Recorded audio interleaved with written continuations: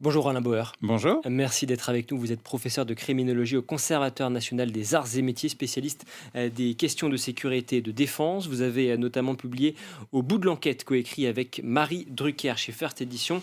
Et plus récemment, donc, cet ouvrage, Tu ne tueras point, aux éditions Fayard. Alors Alain Bauer, c'est un nouveau meurtre sauvage qui a été perpétré sur notre sol dans la nuit de lundi à mardi. Un jeune homme de 22 ans a donc été tabassé à mort à Grande-Synthe, dans le Nord.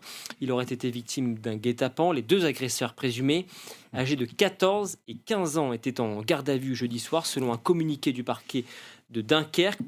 Une enquête pour meurtre en bande organisée a été confiée à la police judiciaire. Comment réagissez-vous d'abord à cette énième agression qui nous touche tous quelques jours seulement après ce qui s'est passé du côté de Viry-Châtillon, du côté de Montpellier ou encore du côté de Romans-sur-Isère? Alors longtemps, j'ai expliqué de manière la plus précise possible et en prenant de la distance par rapport aux événements qu'il fallait se méfier de l'attrait d'un événement spectaculaire qui masquait l'absence de forêt.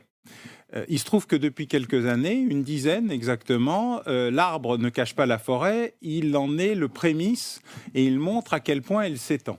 C'est-à-dire que nous avons un seul indicateur à peu près fiable sur l'état de violence d'une société, c'est l'homicide. Il n'y en a pas 36 autres, tous les autres ont évolué, changé, bougé, pas l'homicide, et encore moins les tentatives d'homicide qui ne sont que des homicides ratés. Notre plus bas historique en matière d'homicide, c'est 2012-2013, environ 700. C'est très peu. Depuis, nous sommes remontés à plus de 1000. 700, 1000 en 10 ans, c'est plus 50%.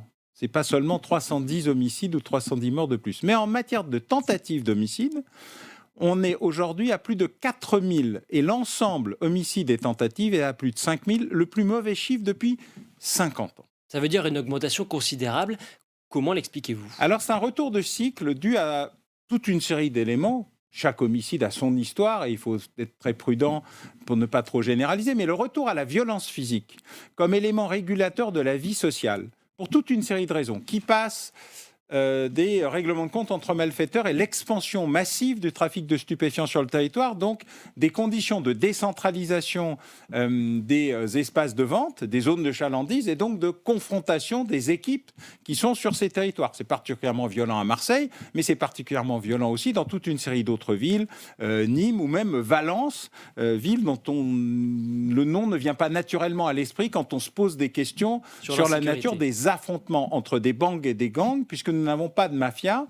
Depuis 2006, la France a perdu, son juge de paix du crime, Jean-G. Colonna, et depuis, il y a une guerre de sécession, une guerre de succession entre caïds qui s'est étendue et répandue sur tout le territoire, y compris des petites et moyennes villes et des territoires ruraux. Ça, c'est le premier élément. Le deuxième élément, c'est la volonté de la capacité à accentuer la rapidité du passage à l'acte pour des raisons liées aux affaires internationales, au djihadisme, à l'islamisation d'une partie de la société, à la salafisation rampante, au fait qu'une partie des jeunes se considèrent désormais comme des adjoints du shérif de la police des mœurs. Et il ne faut pas sous-estimer cette capacité à la fois de violence morale, mais parfois, on l'a vu, de violence physique au sujet d'un voile non porté, de la relation qui pourrait exister entre un jeune homme et une jeune fille, tous les deux issus de la communauté par ailleurs arabo-musulmane. Donc c'est un sujet qui n'est pas seulement un affrontement entre cultures,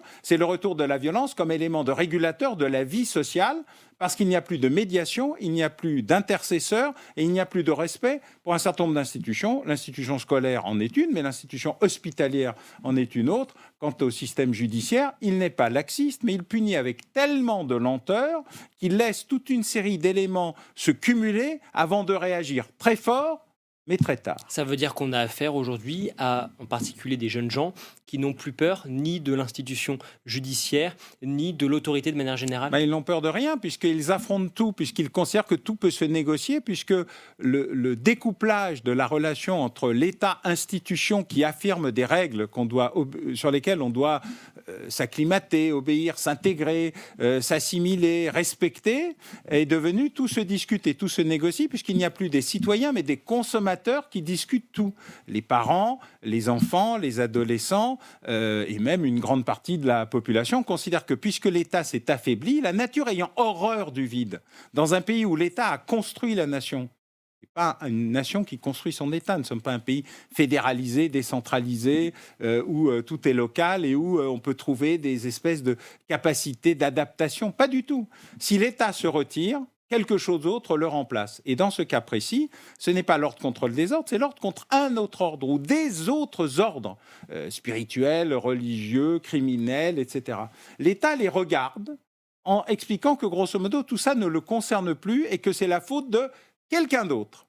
Et de ce fait, il se retire de ces opérations. Vous verrez d'ailleurs dans votre excellent journal aujourd'hui que votre excellent confrère Jean-Marc Leclerc, qui est quand même un des plus fins connaisseurs des affaires criminelles et policières, publie une note de circulaire du ministère de la Justice d'application d'une loi qui a 2 ans, expliquant que désormais, pour le port de couteau, il vaut mieux passer à la contravention plutôt qu'au délit. Alors c'est une opportunité, mais c'est la démonstration, une nouvelle fois, que face à la masse des capacités de violence, le couteau n'est pas rien, eh bien, le surinage aujourd'hui ne serait plus qu'une contravention pour gérer le flux et la masse, ce qui est en train de submerger les services de police et les services de gendarmerie ou les services judiciaires ou même les services pénitentiaires. Quand vous avez la même circulaire en Guyane pour savoir que jusqu'à 500 ou 1 kilo, 500 grammes ou 1 kilo de hashish ou d'autres choses, grosso modo, il vaut mieux ne plus poursuivre et juste régler les questions rapidement parce qu'ils sont submergés, pas parce qu'ils sont laxistes. On sent bien que l'État a décidé, devant la masse, de se retirer et de s'adapter à moindre coût. C'est ça le problème qui existe aujourd'hui. Et donc, de ce point de vue-là, on est plutôt en train d'ouvrir le champ plutôt que d'essayer de le reconquérir les territoires. La difficulté, Alain Bauer, c'est également le mode opératoire. Quand on regarde cette nouvelle affaire du côté de Grande-Synthe, selon les premiers éléments de l'enquête, les 2 suspects présumés, qui sont donc mineurs, on l'a dit, auraient tendu un piège à la victime à partir d'un site de rencontre. Ils auraient en gros simulé un rendez-vous galant pour attirer la victime dans un guet-apens. D'après le Parisien, ils auraient même tenté de tendre le même piège à plusieurs autres utilisateurs. Ça qui est compliqué aussi à appréhender, c'est que ce type de violence, ce type de menace, eh bien, il s'exprime par des facteurs qui sont bien sûr, les réseaux sociaux ont modifié la réalité, ils ont accentué la capacité à passer à l'acte, et la différence entre le réel et le virtuel s'estompe peu à peu dans un espace de ragosphère où des trolls passent leur temps déjà à humilier, insulter, agresser verbalement, mais peuvent passer à l'acte parce qu'ils ne savent plus vraiment où est la frontière entre le réel et le virtuel. Et l'absence de contrôle, de code de la route, de shérif du Far West numérique est un problème majeur. Tous les défenseurs de la liberté d'expression, et ils ont raison de la défendre, ne prennent pas en compte le fait qu'un état civil, une identité numérique, un code de la route n'est pas attentatoire à la liberté, ça permet justement de l'exercer. Et donc, il y a eu une construction d'un pseudo-espace de liberté qui aujourd'hui se traduit essentiellement par un espace de violence qui conduit inéluctablement, inexorablement, et notamment les plus jeunes, au passage à l'acte. C'est un sujet qu'il va falloir traiter, c'est pas très compliqué. Personne ne remet l'existence de l'état civil, ça nous permet d'avoir un nom, un prénom et un numéro national d'identité. Qu'est-ce qui nous empêche d'avoir un numéro, une adresse courriel france.fr avec notre nom, notre prénom, et d'avoir l'obligation d'avoir cette adresse pour démontrer, 1, qu'on est majeur, et 2, pour assumer la responsabilité de ce qu'on dit, de ce qu'on raconte, de ce qu'on menace ou de ce qu'on insulte. Puisque vous évoquez justement l'âge de ces utilisateurs des réseaux sociaux, et également de ces agresseurs, puisque c'est le cas notamment dans ce cas à Grande-Synthe, c'est vrai que c'est un point commun à toutes ces attaques, hein, le jeune âge des assaillants et souvent également d'ailleurs des victimes. Comment expliquez-vous ce constat que l'on fait aujourd'hui, qu'il y a donc un basculement dans la violence qui se fait beaucoup plus rapidement, ce basculement dans la violence beaucoup plus rapidement qu'auparavant? Alors, le auparavant pose un problème, c'est auparavant quand? Parce que traditionnellement, nous avons inventé un âge intermédiaire qui s'appelle l'adolescence, qui n'a jamais existé. On était majeur, grosso modo, après la communion. On était responsable pénalement et civilement au moment où on devenait membre de la communauté. Et donc cet espace-là, il se situait exactement vers 13-14 ans. D'ailleurs, je rappelle que c'est l'âge de responsabilité, discernement pénal minimal. On a un âge de majorité sexuelle qui est aux alentours de 15 ans, un âge de majorité civile ou pénale qui évolue en fonction d'eux. Donc on a toute une série d'âges qui se sont modifiés dans le temps. Mais l'âge biologique, il ne change pas. Et de ce point de vue-là, ce qu'on découvre aujourd'hui, c'est ce qu'on a oublié qui était la réalité d'hier. Si vous voulez avoir un docu-fiction, allez voir Les Apaches et Casque d'Or, magnifique film patrimoine du cinéma français, mais qui explique grosso modo comment on se surinait au couteau, donc il y a moins d'un siècle, un peu partout à Paris et en banlieue. Nous l'avons juste oublié, c'est notre amnésie qui nous pose problème. Le profil des agresseurs, des assaillants, il n'a pas changé, il n'a pas évolué pour autant. En tout cas, en termes d'âge, non. Après, les problématiques qui se posent, notamment pour les gardiens de la vertu, les milices du respect, du culte et autres, ça, c'est une nouveauté. Mais c'est une nouveauté par rapport à un élément d'expression de nouvelles populations présentes sur le territoire, mais on pouvait probablement dire la même chose avant la séparation de l'Église et de l'État ou des Églises et de l'État. Donc il ne faut pas recréer des espaces comme si rien n'avait existé avant. L'inversion de tendance, par contre, elle pose un vrai problème. D'abord parce qu'elle est rapide, elle est intense, elle est plus jeune, plus dangereuse, plus violente et plus féminisée. Alors, nous l'avons évoqué tout à l'heure avec Guillaume Roquet. Quelle réponse face à cela ? Eh bien, pour son 100e jour à Matignon, Gabriel Attal a justement acté ce jeudi 18 avril le début d'une grande consultation sur la violence des mineurs. C'était mercredi, pardon.